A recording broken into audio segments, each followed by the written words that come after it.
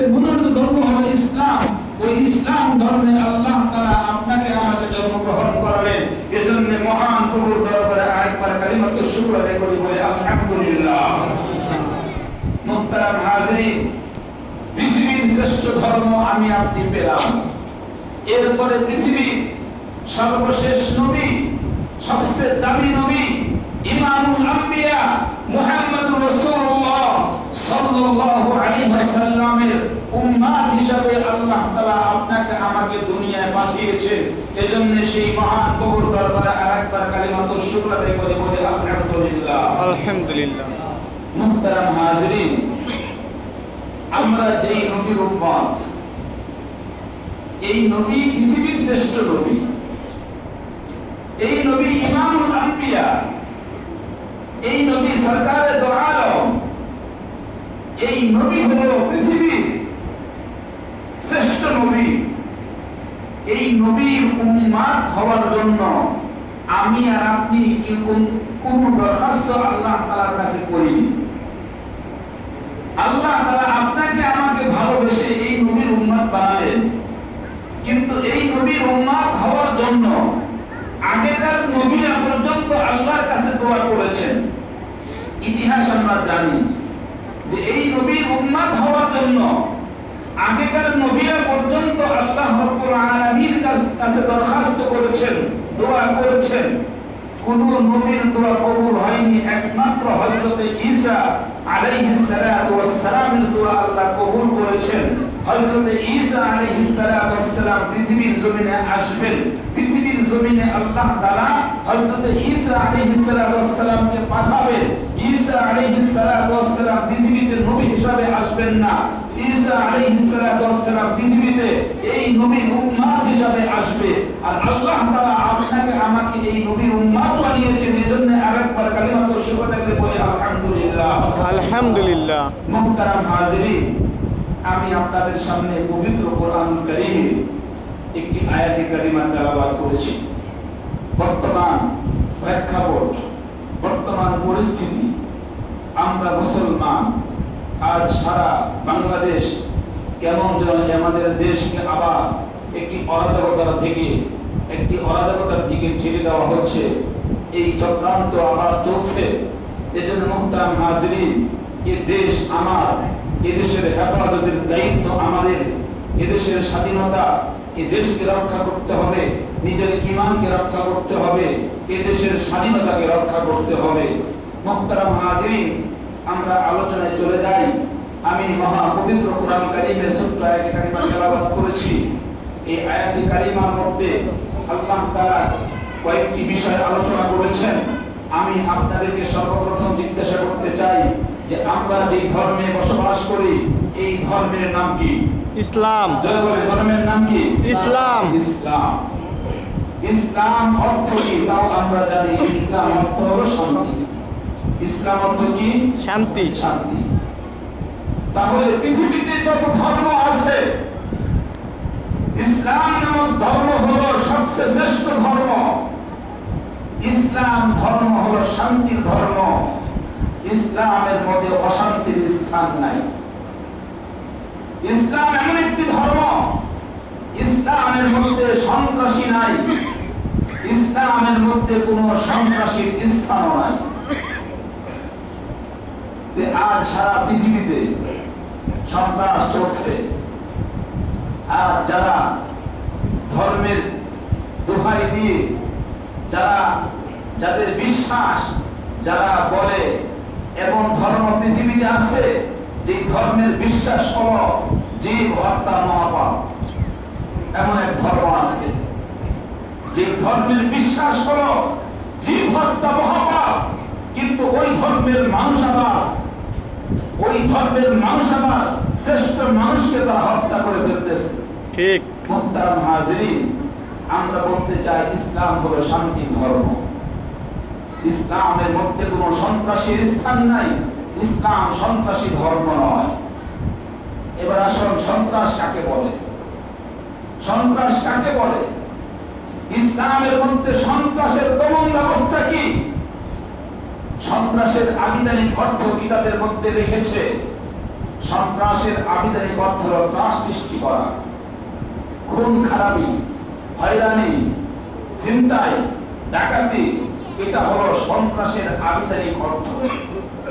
সন্ত্রাস কাকে বলে যদি প্রশ্ন করা হয়, সন্ত্রাস বলা হয় ত্রাস সৃষ্টি করা, ভয় সৃষ্টি করা, হয়রানি করা, খুন খারাপি করা, ডাকাতি করা, ছিনতাই ইত্যাদি, এর নাম হলো সন্ত্রাস। সন্ত্রাসের ব্যাপক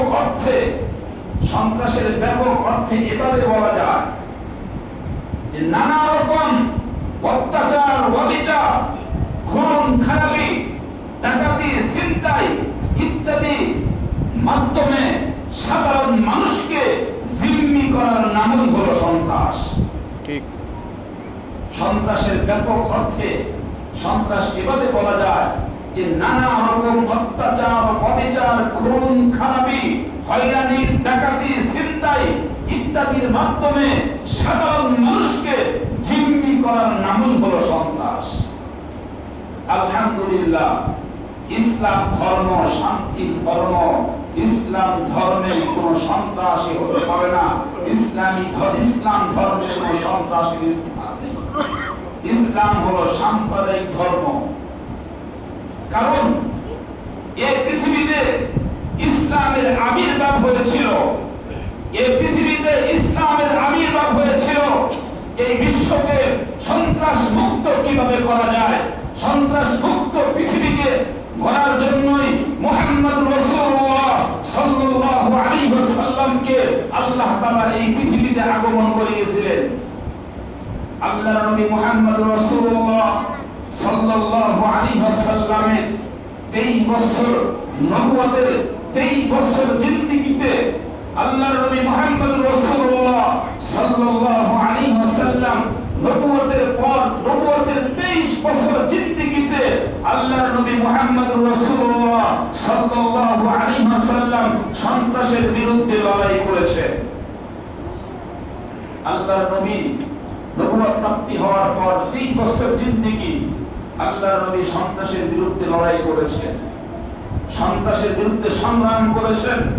সন্ত্রাস কিভাবে দমন করা যায় এই চেষ্টা আল্লাহর নবী করেছেন, এবং সন্ত্রাস দমন কিভাবে করতে হয় আল্লাহ তাআলা এই কথাটাও পবিত্র কুরআনুল কারীমের মধ্যে আল্লাহ তাআলা বলে দিয়েছেন।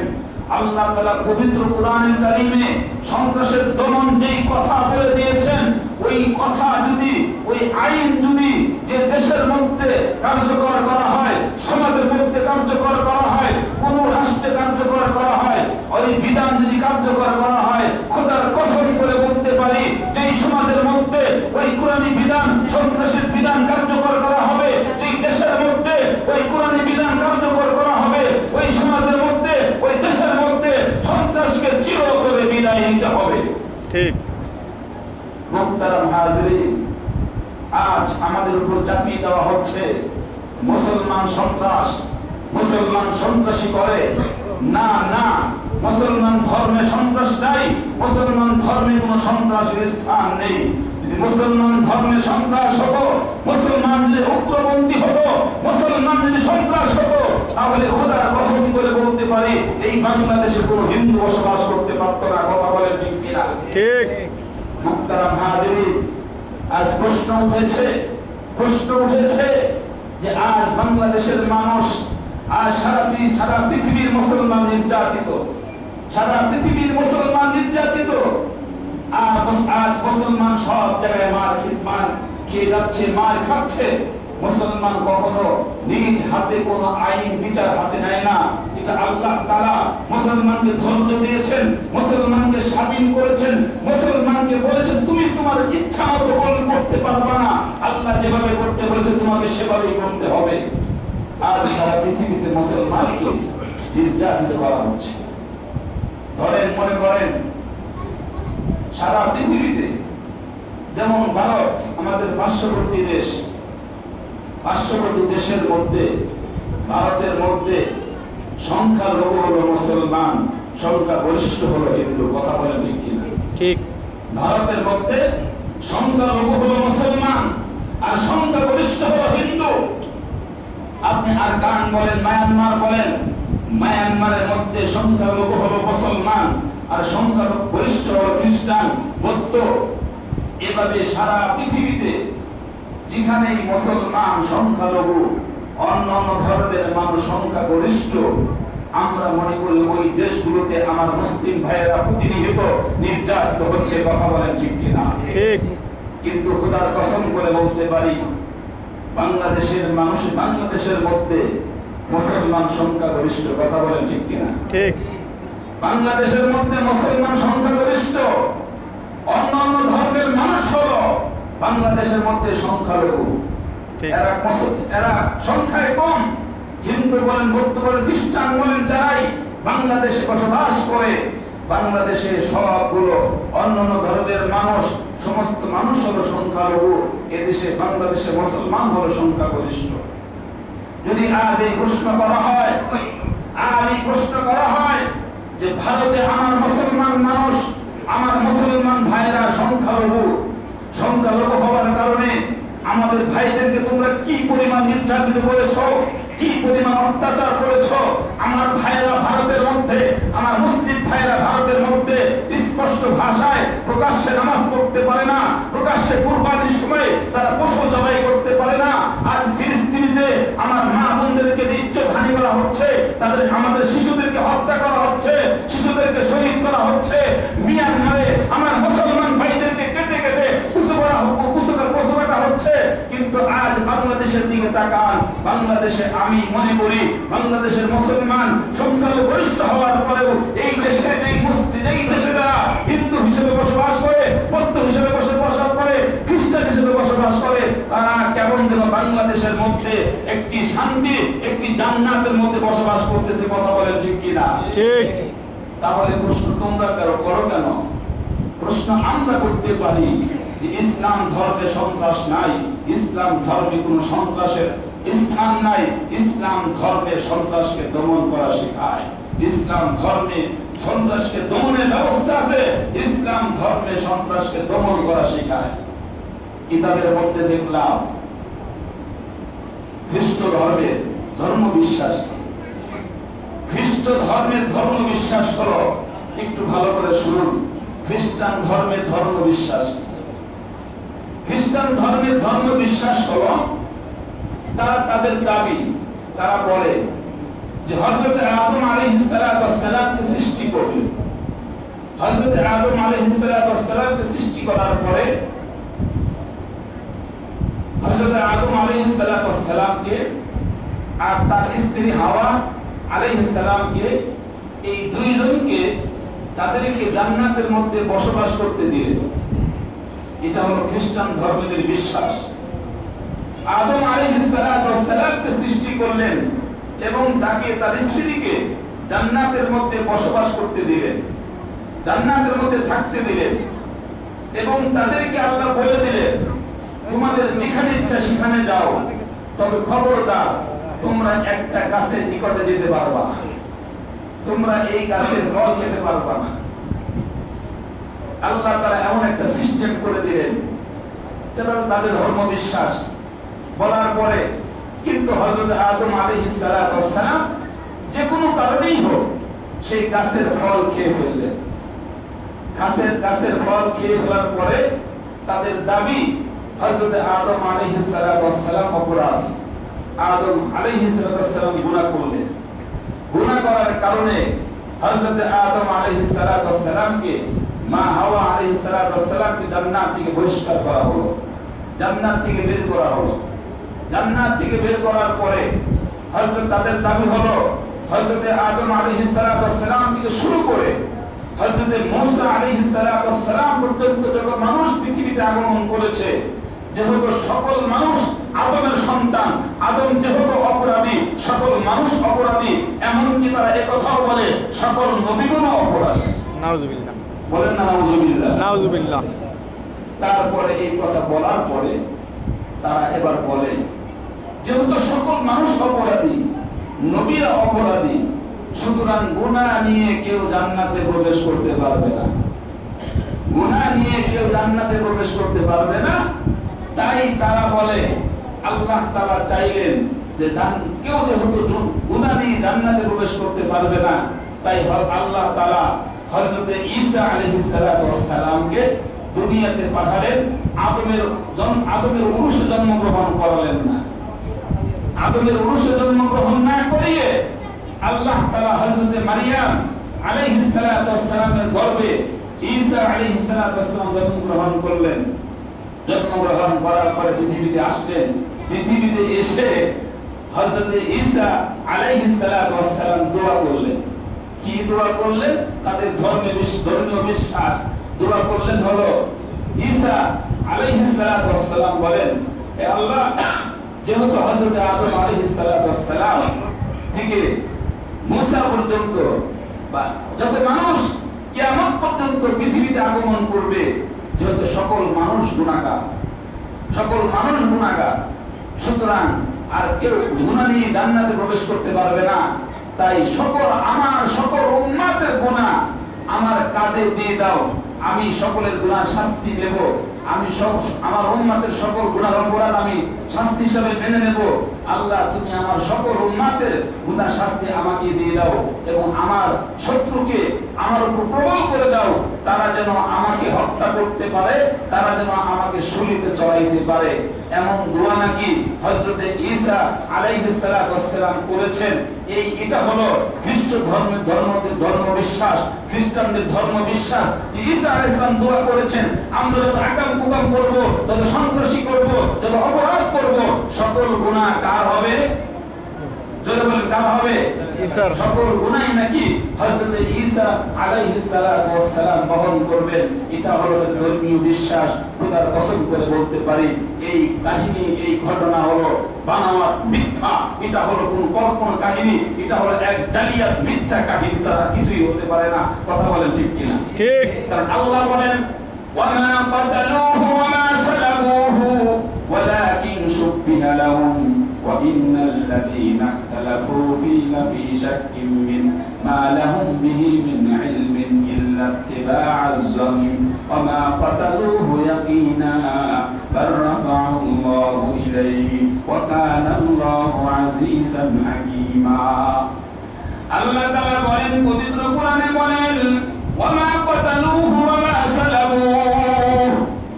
আল্লাহ বলে, তোমরা ঈসার ব্যাপারে যেই ধারণা করো, তোমরা নাকি ঈসাকে হত্যা করেছো। ওরা বলে আমরা ঈসাকে হত্যা করেছি। আল্লাহ বলে, না না, ওয়ামা কাতালুহু, তোমরা ঈসাকে হত্যা করতে পারো নাই। ওদের দাবি হলো ঈসাকে ওরা হত্যা করেছে। আল্লাহ বলেন, না, তোমরা ঈসাকে হত্যা করতে পারো নাই। কার কথা সত্য? আল্লাহ। জোরে বলেন, কার কথা সত্য? আল্লাহ। আল্লাহ বলেন, না না, ওয়ামা কাতালুহু, তোমরা ঈসাকে হত্যা করতে পারো নাই। ওয়ামা সালাবুহু, তোমরা ঈসাকে শূলিতেও চড়াইতে পারো নাই, বরং আমি আল্লাহ ঈসাকে উঠিয়ে নিয়েছি। বলি সুবহানাল্লাহ। সুবহানাল্লাহ। মুহতারাম হাজিরিন, এই ধর্ম বিশ্বাস, খ্রিস্ট ধর্মের বিশ্বাস ওদেরকে সন্ত্রাসী বানায়, ওদেরকে সন্ত্রাসী শিক্ষা দেয়। কারণ তারা মনে করে অপরাধ যতই আমি করি না কেন, আমার কোনো গুনাহ হবে না, আমার কোনো শাস্তি হবে না, সকল শাস্তি হবে ঈসার, সকল অপরাধ হবে ঈসার। এজন্য ওদের যা মন চায় তাই করে। ওরা সন্ত্রাসী করে, ওরা অপরাধ করে, ওরা সব কিছু করে, আর ওরা আমাদের উপর দায় চাপিয়ে দিতে চায়। না না, মুসলমান ইসলাম ধর্মে সন্ত্রাসী শিখায় না। আমি বলবো তোমার ধর্ম তোমাকে সন্ত্রাসী শিখায়। এজন্য মুহতারাম হাজিরিন, ইসলামের মধ্যে কত সুন্দর ব্যবস্থা রয়েছে। ইসলাম কিভাবে সন্ত্রাস দমন করে, এই ঘটনা কিতাবের মধ্যে আসছে, কোরআনের মধ্যে আসছে। ইসলাম ধর্মে সন্ত্রাস শিখায় না, বরং সন্ত্রাস দমন ব্যবস্থা শিখায়। কিভাবে সন্ত্রাস দমন ব্যবস্থা শিখায়? মুহতারাম হাজিরিন, 6ষ্ঠ হিজরির ঘটনা কিতাবের মধ্যে আসছে। বাহরাইনের কুরাইনা গোত্রের কিছু লোক মদিনায় আসলেন। মদিনায় আসার পরে আল্লাহর নবী মুহাম্মদুর রাসূলুল্লাহ সাল্লাল্লাহু আলাইহি ওয়াসাল্লামের কাছে ইসলাম ধর্ম গ্রহণ করলেন। গ্রহণ করার পরে ওই লোকেরা বলে, ইয়া রাসূলুল্লাহ, আমরা যেহেতু বাহরাইন থেকে এসেছি, আমরা কিছুদিন আপনার এখানে অবস্থান করতে চাই। আল্লাহর নবী বলে, ঠিক আছে, তুমি অবস্থান করো। অবস্থান করতে করতে এক পর্যায়ে তারা দাবি করে, ইয়া রাসূলুল্লাহ, আমরা গ্রাম থেকে এসেছি, মদিনা যেহেতু শহর, যেহেতু শহরের আবহাওয়া আমাদের কেমন যেন অনুকূল হচ্ছে না, আমরা শহরের আবহাওয়ায় থাকতে পারতেছি না, কেমন যেন আমাদের পেটের ব্যথা শুরু হয়ে গেছে। ওই উরাইনা গোত্রের একদল লোক আল্লাহর নবীকে বলে, ইয়া রাসূলুল্লাহ, আমরা কেমন যেন পেটের ব্যথা আক্রান্ত হয়েছি, আমরা শহরে আর থাকতে পারতেছি না, আমরা শহরের বাইরে চলে যেতে চাই। আল্লাহর নবী বলে, ঠিক আছে, তোমরা ওই যে ওই শহরের বাইরে আমার রাখালরা উট চড়াই, তোমরা তাদেরকে গিয়ে বলো আমি তোমাদের সাথে তাদেরকে থাকতে বলেছি। এই দল লোকগুলো, উরাইনা গোত্রের লোকগুলো ওই রাখালদের সাথে থাকা আরম্ভ করলো এবং আল্লাহর নবী বলে দিলেন, তোমরা রাখালদের সাথে থাকবা, তবে তোমাদের কাজ হলো তোমরা রাখালগিরি করবা আর উটের দুধ পান করবা, ক্ষুধা লাগলে উটের দুধ পান করবা, আর তোমাদের যেহেতু পেটের ব্যথা, এই পেটের ব্যথা চিকিৎসা শুরু তোমরা উটের পেশাব খাবা। আল্লাহর নবী বলে দিলেন, তোমরা সেখানে অবস্থান করবা, উটের রাখালগিরি করবা আর উটের দুধ খাবা, দুধ পান করবা, আর তোমাদের যেহেতু অসুস্থতা, চিকিৎসা স্বরূপ তোমরা উটের পেশাব খাবা, উটের পেশাব পান করবা। এইভাবে ওই লোকগুলো কিছুদিন অবস্থান করলো। অবস্থান করার পরে তারা কেমন যেন এই ইসলাম ধর্ম ত্যাগ করে ফেললো। ইসলাম ধর্ম ত্যাগ করে তারা মুরতাদ হয়ে গেল। ওই লোকগুলো ইসলাম ধর্ম ত্যাগ করে মুরতাদ হয়ে গেল। মুরতাদ হয়ে যাওয়ার পরে ওই লোকগুলো রাখালদেরকে হাত পা কেটে দিল। কিতাবের মধ্যে লেখে রাখালদের হাত পা কেটে দিল, ক্ষান্ত নয়, এরপরে খেজুরের কাঁটা দিয়ে ওই রাখালদের চোখগুলো ফুটা করে দিল, হাত পা কেটে দিল।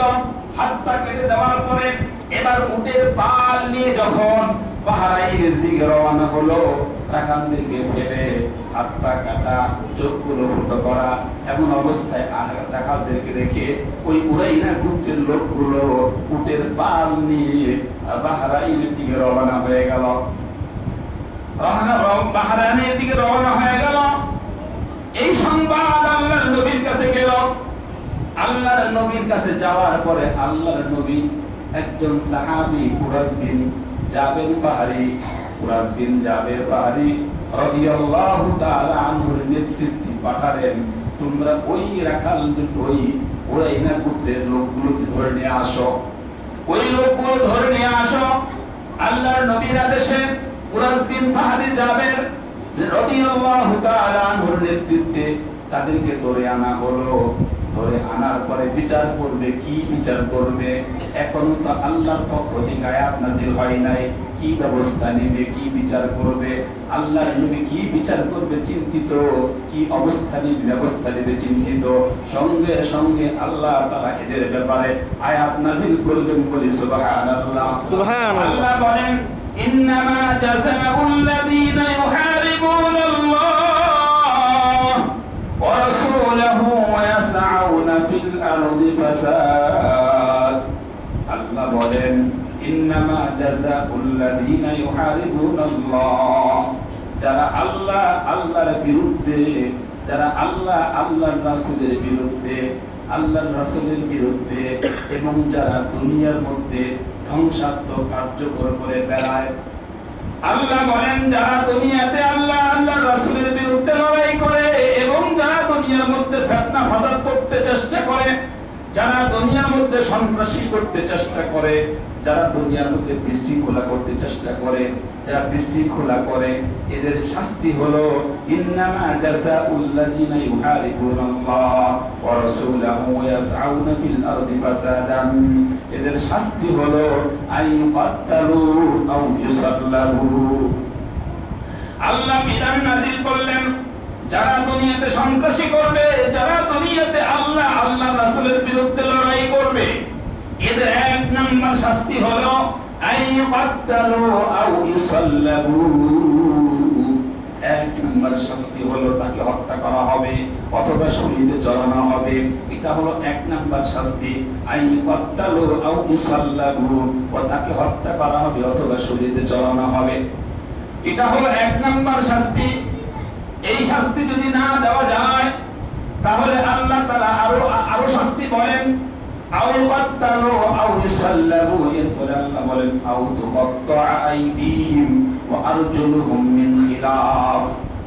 দুই নাম্বার শাস্তি হলো ওই সন্ত্রাসীদের হাত পা বিপরীত দিক থেকে কেটে দিতে হবে। যারা সন্ত্রাসী করবে, বিশৃঙ্খলা করবে, তাদের দ্বিতীয় শাস্তি হলো তাদের হাত পা বিপরীত দিক থেকে কেটে দিতে হবে। এই শাস্তি যদি আমাদের দেশে, আমাদের সমাজে চালু হয়, এই সমাজে আরো সন্ত্রাস থাকতে পারে না, কশিন কালেও থাকবে না। এই শাস্তি কার্যকর করলে দেখবে এই সমাজ 2 দিনে ভালো হয়ে যাবে, মুহূর্তের মধ্যে ভালো হয়ে যাবে। কথা বলেন ঠিক কিনা? ঠিক। আল্লাহ বলেন 2 নম্বর শাস্তি হলো তাদের হাত পা বিপরীত দিক থেকে কেটে দিতে হবে। 3 নম্বর শাস্তি হলো আও ইনফাউ মিনাল আরদ। যদি এটাও যদি না করা যায় তাহলে তাদেরকে জেলের মধ্যে আবদ্ধ রাখতে হবে। এটা হলো সন্ত্রাসীদের শাস্তি। আল্লাহ তাআলা পবিত্র কোরআনে ইসলাম ধর্মে সন্ত্রাস শেখায় না, বরং সন্ত্রাস কিভাবে দমন করতে হয় বিধান দিলেন কে? আল্লাহ। আল্লাহ বিধান দিলেন। এই বিধানগুলো যদি আমরা মানতে পারি এই সমাজে সন্ত্রাস থাকবে না, সন্ত্রাসী হতে পারে না। এরপরে আল্লাহ বলেন যালিকা লাহুম খিজুন ফিদ দুনিয়া, এটা হলো দুনিয়ার মাত্র শাস্তি, এটা হলো দুনিয়ার শাস্তি। যদি এরপরে যদি তওবা করে ফিরে না আসে, এরপরে যদি তওবা করে ভালো না হয়, এর চেয়ে ভয়ঙ্কর শাস্তি রয়েছে পরকালে। মুহতারাম হাজিরিন, আজ এই আলোচনা কেন টানলাম? ইতিহাস কি বলে?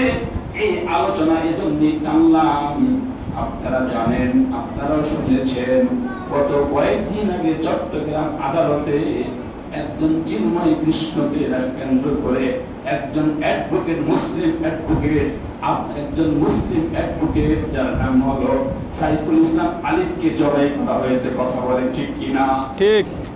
এমন কি অপরাধ করেছে, এমন কি অন্যায় করেছে অ্যাডভোকেট মুসলিম মুসলমান একজন অ্যাডভোকেট সাইফুল ইসলাম আলিফকে জবাই করা হলো।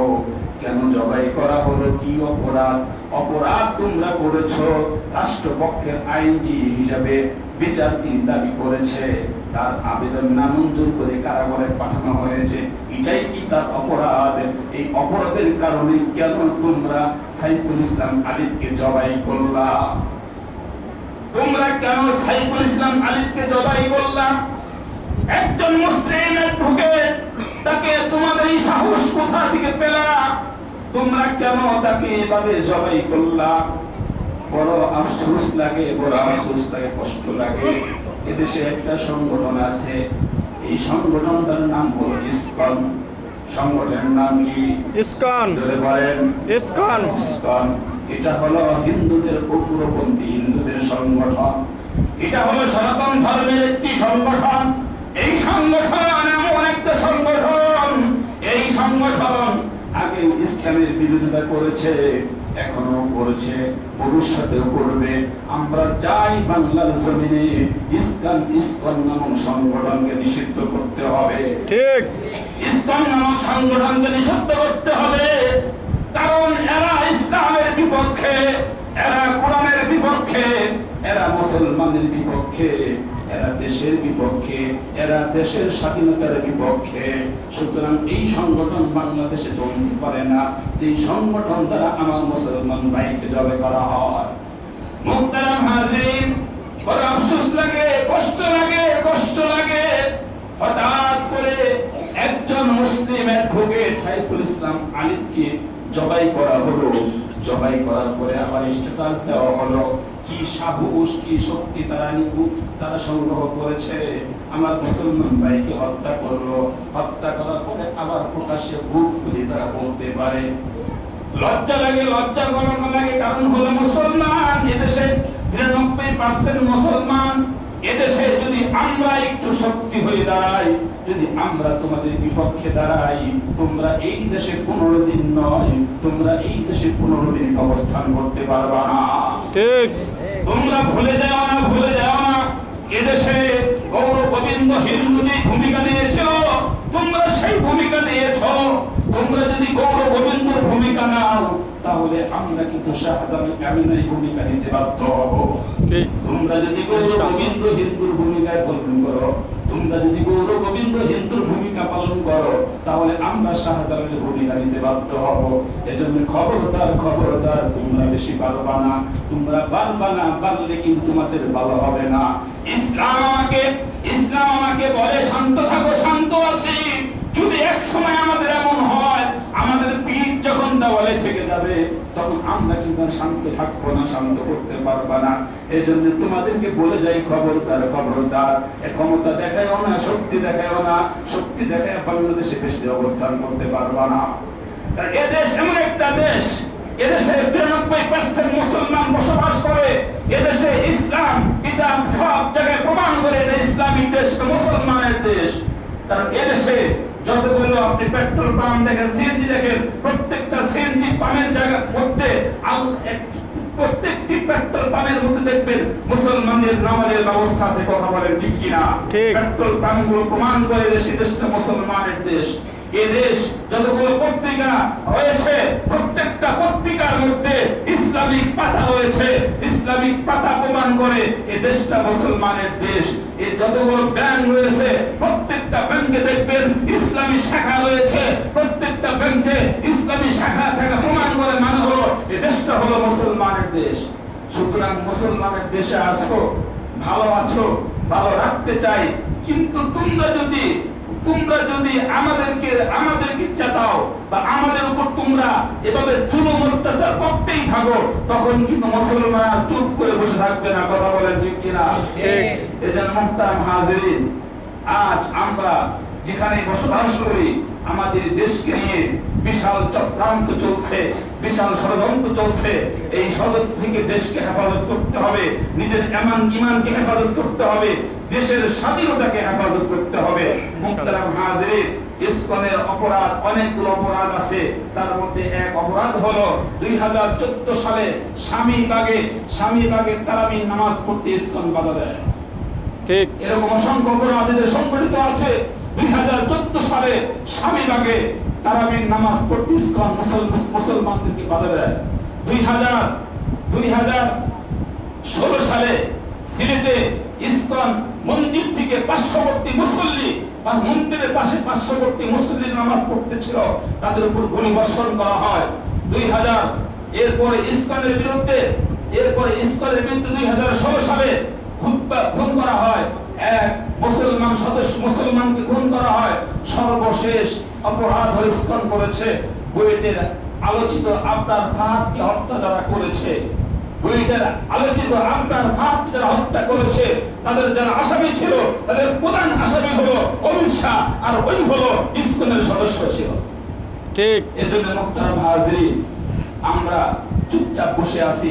শ্রেষ্ঠ ধর্ম পেলাম, আল্লাহ মুসলমান বানালেন, এত সুন্দর ধর্ম পেলাম। ওরা যদি বাতিলের উপর থেকে ওরা যদি নিষ্পা না হয়, ওরা যদি বাতিল বুঝে, এরা যদি বোঝে জাহান্নাম এটা বাতিল, এর উপর যদি এরা যদি পিছনে না সরে, আমরা হকের উপর থেকে আমরা কেন পিছপা হব? আমরা পিছপা হব না। কথা বলে ঠিক কিনা? ঠিক। মুহতারাম হাজিরিন, আল্লাহ তাআলা আমাদের সকলকে কথাগুলো বুঝবার, আমল করার তৌফিক দান করুন। সকলে বলে আমিন। আমিন। মুহতারাম হাজিরিন, দীর্ঘলাম আলোচনা করলাম। আল্লাহ তাআলা যেন আমাদের সকলকে কথাগুলো বুঝবার, আমল করার তৌফিক দান করেন। আমাদের ঈমানকে যেন আমরা সকলে মজবুত করতে পারি। এই ঈমান নিয়ে যেন আমরা পৃথিবী থেকে যেতে পারি। যত বাধা আসুক, যত ঝড় তুফান, যত বাধা যাই আসুক না কেন, আমি আমার ঈমানকে ছাড়বো না। ঈমান নিয়েই আমরা যেন মরতে পারি। আল্লাহ তাআলা আমাদের সকলকে তৌফিক দান করুন। সকলে বলে আমিন। মুহতারাম হাজিরিন।